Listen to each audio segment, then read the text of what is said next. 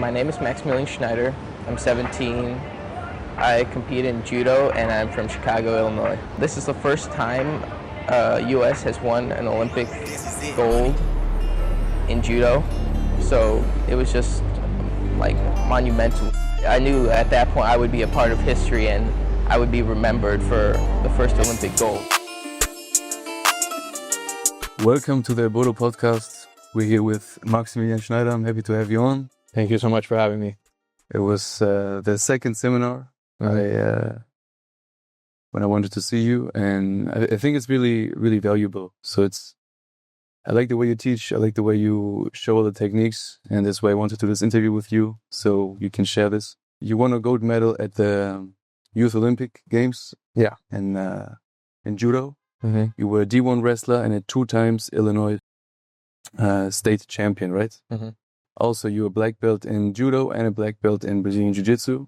Yes. And I just wanted to ask you, how would you describe the evolution of your grappling style?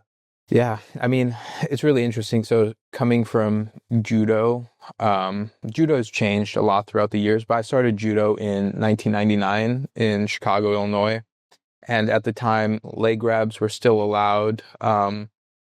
And it was a really good introduction into grappling in general. The throwing, the balance, the proprioception that Judo gives you at a young age really was like a very nice introduction. So really coming in with a very strong base in grappling, but, you know, Judo is still very restrictive in rules, but still freer rules than wrestling.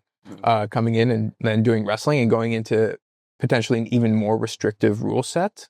No submissions, no touch falls. You have to actually pin your partner to the ground.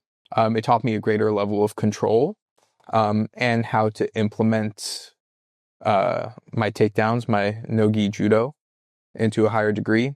And then beginning jiu-jitsu was a very freeing event because doing no-gi grappling, there's almost no rules.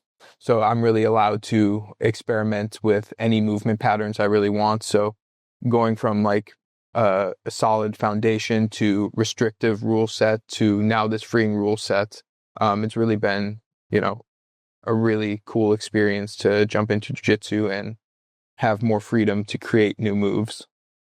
It's nice. So what I hear from this is that you could always build on top of the disciplines. So they always helped you to get into the other one.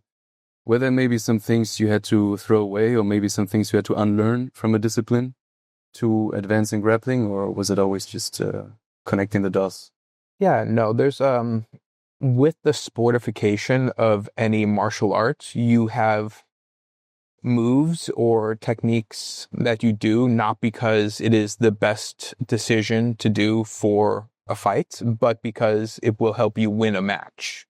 So in Judo in particular, giving up your back is a big thing. A lot of judoka willingly give up their back, and a lot of judoka's ground game is back defense. So while it does build like good habits for back defense and how to not let someone get on like hooks in or a cross collar or stuff like this, judoka fall to the ground more willingly than jiu-jitsu players in a turtle position. So that's like one thing that I've had to unlearn is like, don't turn your back on anyone for any reason. And I think this is like a very good fighting principle. Don't turn your back on someone. So I've really enjoyed like the freedom of the jiu-jitsu rules where, you know, yeah, sure, maybe you're allowed to stall, but also it makes those bad decisions even more evidence where, you know, if someone gets on your back and no one's there to stop it, it's not going to be a good time. Got you. Have you ever dipped your toes into some kind of striking? No, never touched the striking really. All right. Just infatuated with the grappling. Yeah. And I think I heard it in one podcast, but I wanted to hear a little bit more of the story. How did you and Justin first met? Oh, this is an interesting one. So the first time I met Justin in person was at an Olympic training center in Colorado Springs for a world team camp for judo.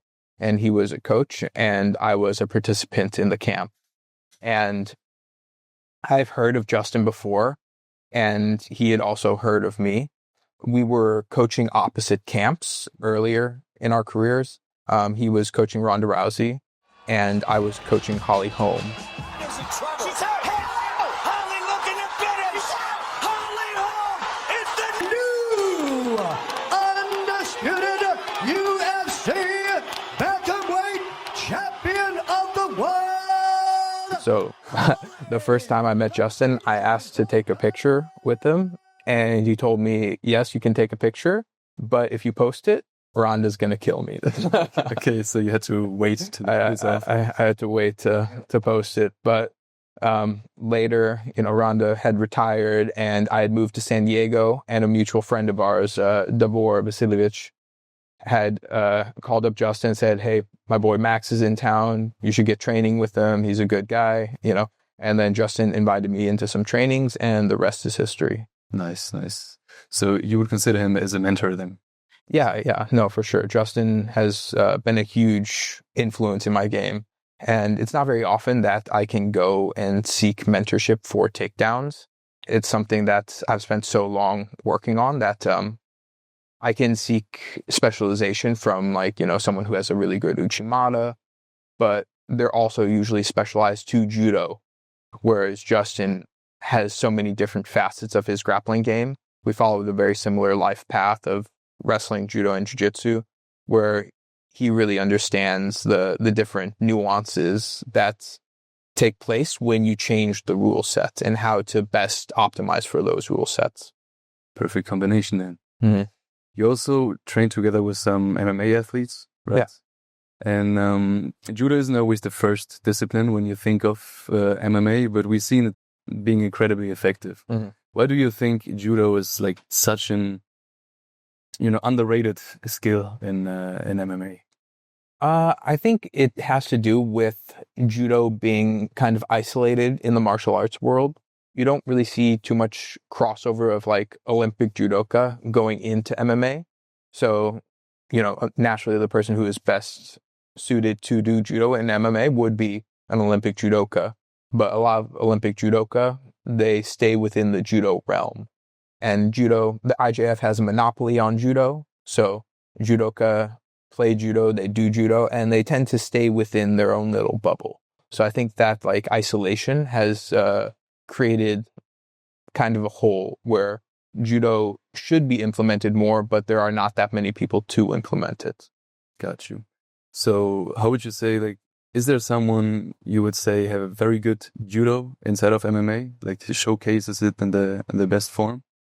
I mean, naturally, Kayla Harrison. All right. UFC champion. She has great judo. Karo Parisian was a great judoka. I think naturally, if you look at the Dagestani fighters, their sambo, they also utilize judo, but they have a more hybrid style. Anyone who comes from Dagestan, Russia, their judo and wrestling are more related than in a lot of other places. Yeah, I think it's a big misconception as well, because they're just focusing on the wrestling, and all the Dagestanis talk very highly about judo as well. Mm-hmm. I heard Khabib talk about it. I heard Islam Makhachev talk about it, and also Merab is talking I'm a judo guy. I'm not that much of a wrestling guy and everything. It's nice to see play out like this. All right, and how would you like to see grappling evolve in the future? You say it changed a lot since we started. Mm-hmm. How would you like to see growing in the future? I'd like to see the grappling arts come together a little bit more. I'd love to see judoka get brought back into the fold. Right now, they are still kind of isolated. I'm not sure if this rule is still in place, but I know there was a rule in place where judoka are not allowed to compete outside of sanctioned IJF events. So that automatically kind of isolates them. And I'd love to see judo get brought into the fold a little bit more.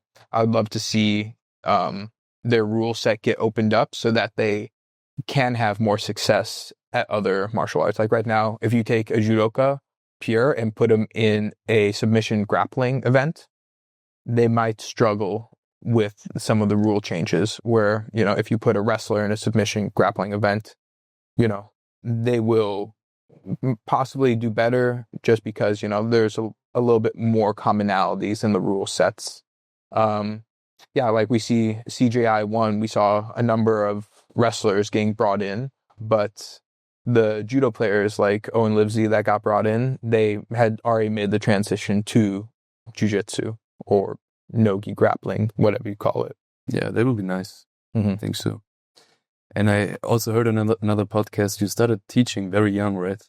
Like in high school or something, is that right? Yeah. I started, I ran my first camp when I was a senior in high school. And, I had no idea what I was doing, but that was my first go at writing a curriculum and trying to teach what I was doing.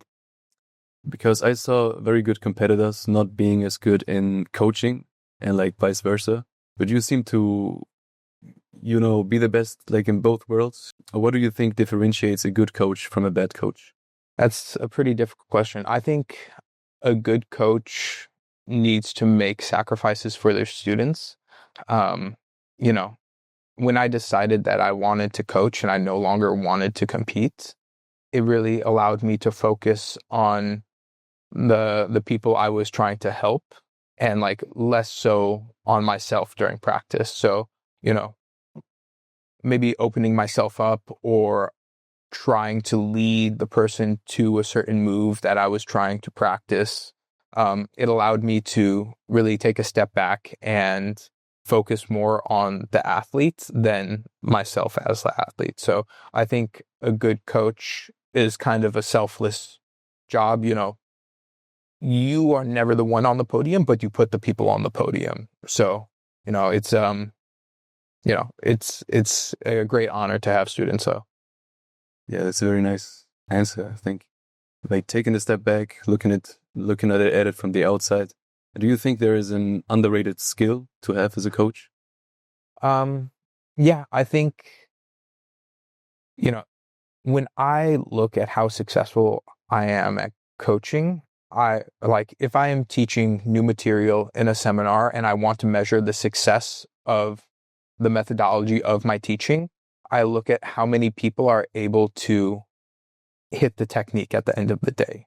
Do I look around and 60% of the room is still unable to perform a foot sweep, right? Or do I look around and the majority of the room is able to perform this foot sweep? So I think the ability of the students being able to perform the technique is a great indicator of were you able to successfully convey this information, especially if it's a complex subject like foot sweeps. And let's say you had 1 year to train a beginner to get him to a really good level, to having him advance to the maximum, I would say. How would your game plan look like from the training perspective and from the mindset perspective? Yeah, I think, naturally coming in as a beginner, you're going to have to learn to tap early and tap often, so you're going to get caught in a lot of situations. I think it's very important to put them on a strength and conditioning program. Their body has to be able to survive the training, and training on the mat is good, but there is also ways to improve your stamina and your strength outside of the mat. So you keep your mind flexible to new movement patterns. So I think immediately implementing strength and conditioning, and then technique, gameplay, rounds. Maybe some days are heavier on the rounds, maybe some days are heavier on the gameplay, and definitely some independent technical sessions, but focusing on people as individuals rather than trying to make them like the player I am, right? There are things I teach that I personally don't do during sparring, but I watch other people do them. I study the technique. I understand how it's done, so I teach it. But when it's time for me to spar, I go to what I do well. So just told us. Nice. Yeah. Upper body, hand fight. Good, Max. Take room. Nice. Max. Oh!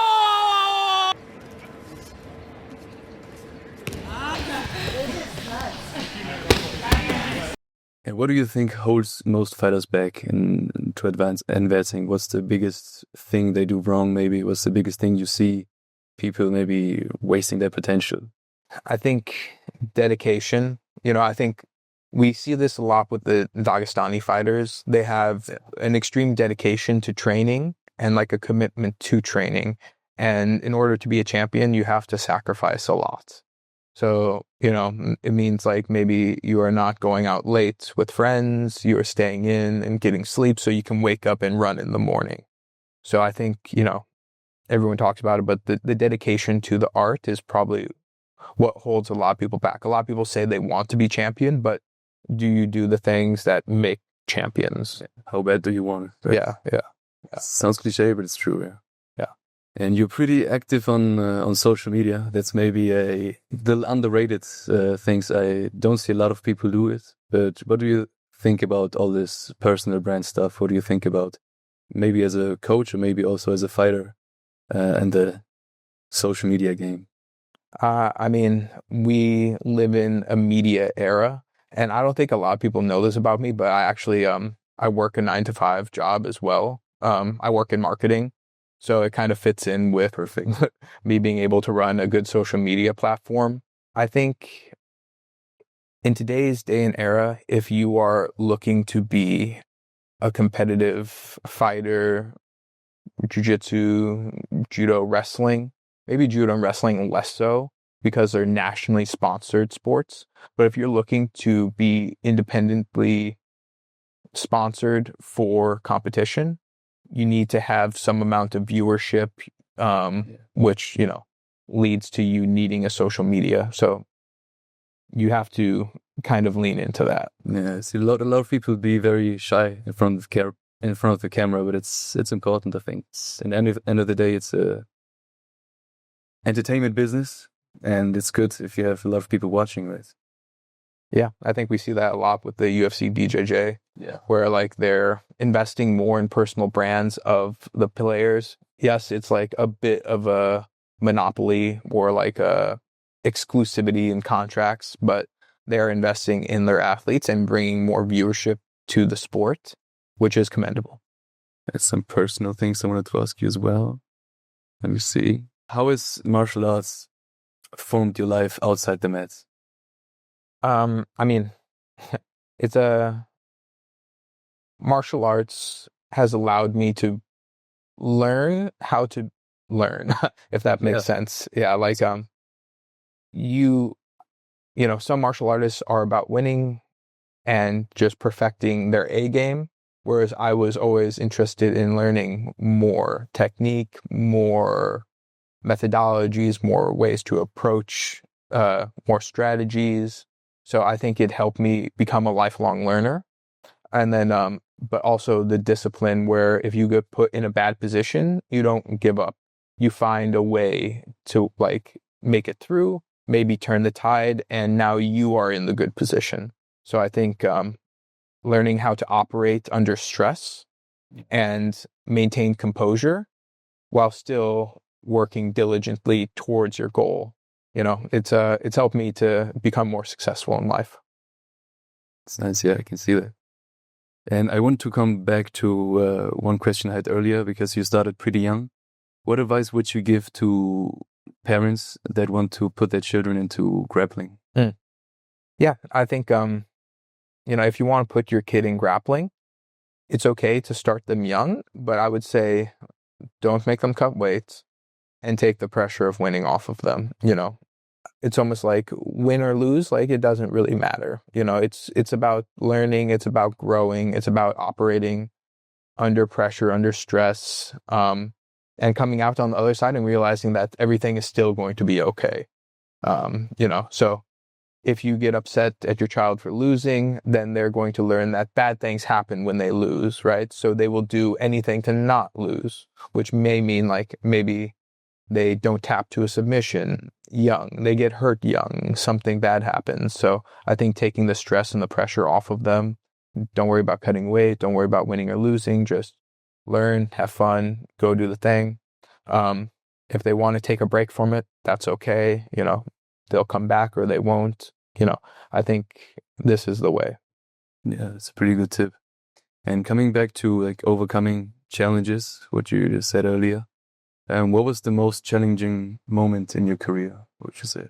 Man, I've had a lot. I think overcoming injury has been like my greatest hurdle, and probably the hurdle that I never quite overcame.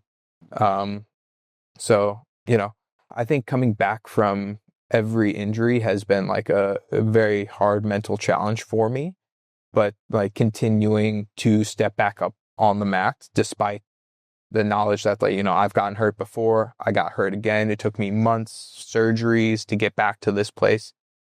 Is it worth the risk to step back out there again?